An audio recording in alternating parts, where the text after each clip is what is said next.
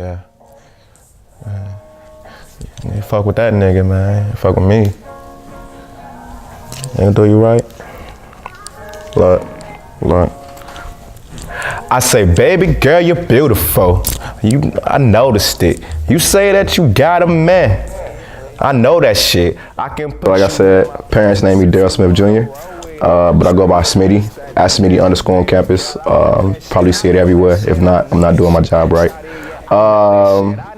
Yeah, Twitter, Instagram, @Smiddy_. Yeah, 2Ds. What now? I'm bound to get beef in these streets.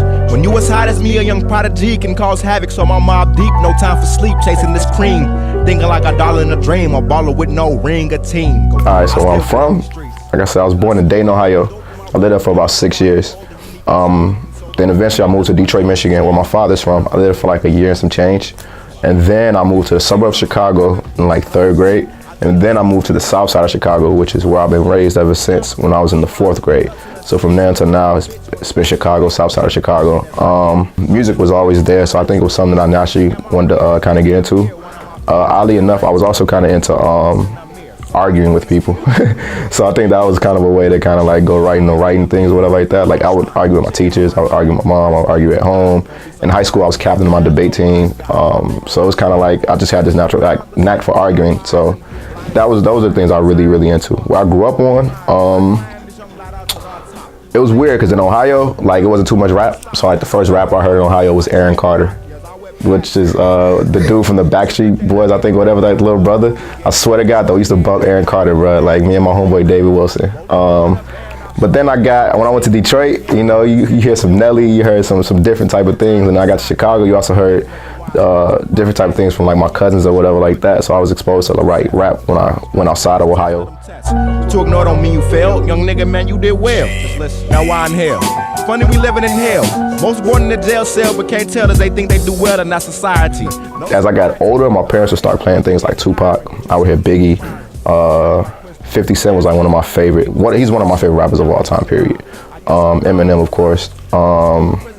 Yeah, a lot of that, mainly hip hop and like R&B soul music, cause like grandmothers, and then of course gospel music. But what got me started rapping was actually when I was like maybe 6, 7, 8. I would just sit in the car, like music be playing, I would just rap like in the back, just on some kid stuff. My mom would cut the music off and make me stop.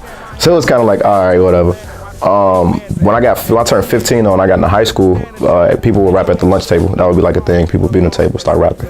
I was always kind of like that shy guy. I was like, you know, I would have good lines of things I thought were good in my head, but it was like, I don't know if I want to say it, I don't know if I want to step up, like, you know what I mean? I was known for being more sort of smart guy, the kid on the debate team, you know what I mean? The kid that's the manager of the sports teams or whatever like that. So then what got me into it was pretty much just having a lot of friends around me that I saw do it, and they were good at it. And then in classroom, we would do poetry exercises, and I would always write good poems, so I figured these go hand in hand, so why not? And like I said, I had a big mouth always. I would always like to argue with people, and I always had strong opinions on things, and I never had a problem with voicing these things and engaging in conversation with people. So I figured, hey, why not? Like, why not let this kind of, and then too, I fell in love with it when you say a witty line and people go, ooh, or like when you say just a hard bar, whether it's like super complex with like how you set up the words or just something as simple as whatever you could just think of, like that.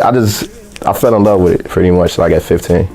In general, biggest influence has been my mom. My mom has graduated 3 children from high school alone, sent them all to college, basically free, even got her master's in the process of it. So yeah, my mom, by far the biggest influence as far as just my personal life and like just striving to just be great and just get stuff done. She always told me like, be the best you want to be. I don't care if you want to be a bum, be the best bum you're going to be. You know what I'm saying? Like, the way she pulled up in that beamer, when she pulled up in that beamer, I swear